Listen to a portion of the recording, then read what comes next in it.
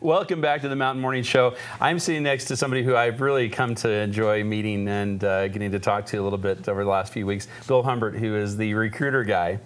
And, you know, I don't know that there's any more important thing as far as, you know, any negotiation you're ever going to take on in your life, except maybe with your kids, more than a job and figuring out where you're going to work and how that's going to be and whether you're going to make the money you want and all those things.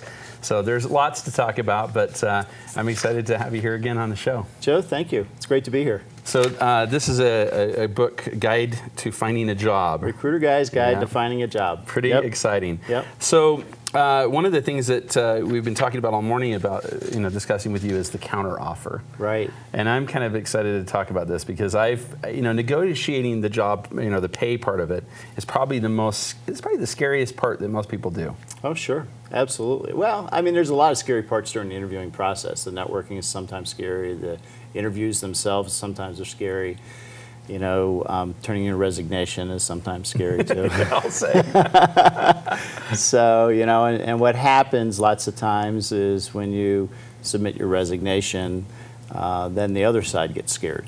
Yeah, I bet. And so then, then they, go about extending a counteroffer.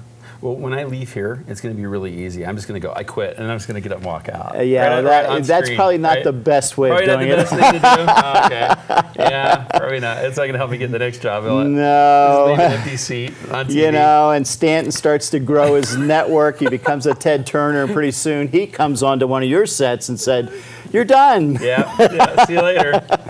But well, tell us. I mean, in all seriousness, give me the what should happen and how we should approach the offering process. Well, you know, when I'm working with a client and I'm talking to candidates, every time I talk to a candidate, I ask them, "So how are you going to handle the counteroffer?" Because I want to know that up front. Right. And so even while I'm sourcing the candidates, I ask them that question.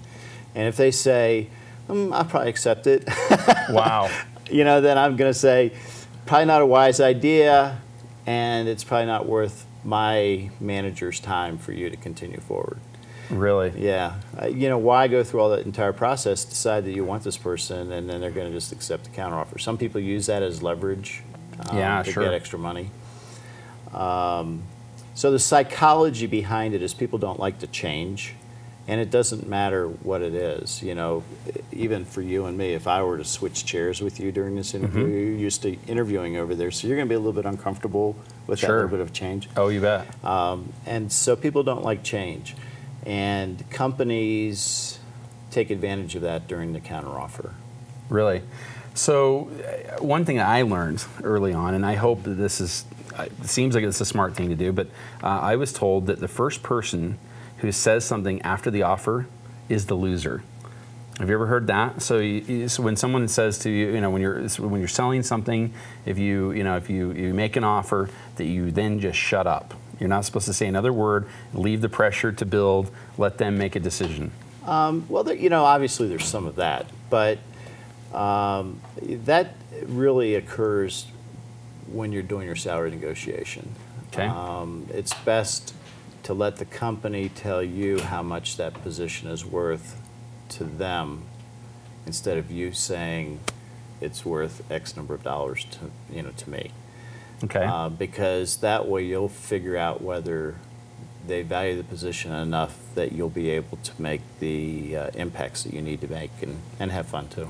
So that reminds me then of, I guess, I was told once that, you know, and I guess this kind of gets back into price negotiation again, which is a little different, but the idea that if the amount that you asked for is just given, that you probably didn't ask for enough, or the other part too, though, when you ask for their evaluation of what they think the job is worth, and it's a nice amount, that you can assume that they're going to give you the tools to succeed, which actually means that job is going to be a pretty great job for you. Potentially. I mean, there's always all those variables, but potentially, if everything looks right during the interview and everything looks right during the offer, then that's usually a good sign that things are going well. Okay. So, you know, as far as my thinking on this, can you see some things that I should tweak in my thought process? Well, you know, I think one of the things that's really important is to understand the reason why a company extends a counteroffer. Okay. again, we're going back to the psychology of things. Right. The manager's got a person back here that maybe they haven't paid a lot of attention to. Maybe the person's feeling a little bit like they aren't getting the fulfillment out of that job that they were expecting. Maybe they're not having fun. And so they go through that painful choice, well, I guess I have to find another job. And so the manager is just treating them the way they always have. And then all of a sudden, Joe comes in with his resignation letter. Right. And it's, yeah. shoot, I can't lose this person now. We're in the middle of a big project. And so what happens then is they go back to their management or HR. Hey, we got to extend Joe a counteroffer. We got to keep him here. We can't lose him. Yep. Yeah. So that I mean, it's typically leverage for the employee at some. I mean, to some degree. Well, there's in some ways, right? Yeah. I mean, it's hard to look at it like that because when you do, you raise the risk of, putting yourself in a pretty bad position, right? Well, up to 80% of all people who accept counteroffers leave in the next year. Really? Yeah. So accepting a counteroffer may not be in your best interest to begin with. Once you've decided to move on, you should do it. You should move on. You should. This is interesting. I didn't think we were going to go to that place, but I'm interested to hear that. You know what happens now? Your loyalty is called into question. Yeah. And so then all of a sudden you're no longer part of the strategic discussions. Mm. And you're not a team player. You're viewed as not being a team player any longer. And all they're doing is a brain drain. What about the people who do it subtly, who let them find out that someone's headhunting them? Is that a little different situation at all ever? I mean, it does happen, right? Where you get called into the office and say, "Hey, Joe, I understand you've been given this other offer. We know you're thinking about leaving. We don't want you to leave." Is that a position where you're still okay, or do you have to then go, well, you know what, you're right, I quit? Well, that would be kind of awful, right? I wish I had a crystal ball, but you're playing a really dangerous game there. Yeah. The other conversation could be, Joe, I understand you're looking, and probably the best thing for you to do is we'll give you 2 weeks' pay. Why don't you leave today? Wow. Yeah, and that's a pretty awful situation to be in. Yeah. But it's that thing that I recall being told by my mom. And I had this job when I had a job when I found this one. The idea that it's always best to look for a job when you have a job, right? Exactly. But you do raise the risk of something like this happening, don't you? Yep. So you're better off trying to keep it as confidential as possible all the way up until the offer. And then the offer letter should be very simple. Hey, I really appreciate the time that I spent here at ABC Company, and it's been a wonderful experience for me, and go out on good terms. Right. So the purpose of this letter is to let you know that in 2 weeks I will be leaving and going on to a new career at a new company, and I'm really excited about it. And try to close the door for the counteroffer right then and there. And you kind of brought up a point there, though, with regard to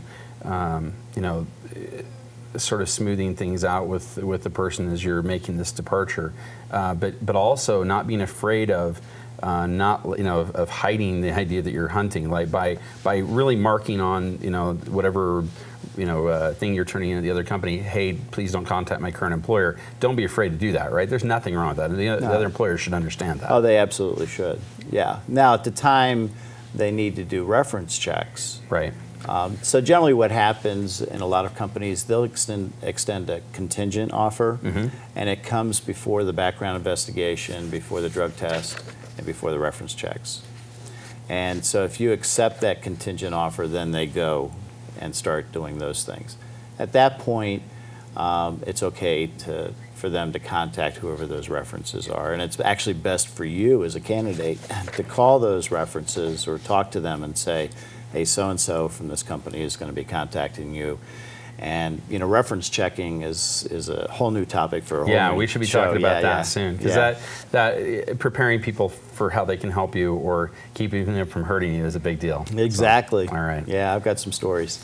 Well, I'm excited to talk about that more, and I'm going to get right to reading this as well. The Recruiter's Guide to Finding a Job Bill Humbert, thank you so much for being on the Jeff, show. What's thank your you. web address? It's www.recruiterguy.com. Awesome. We'll be back with more of the Mountain Morning Show after these important messages.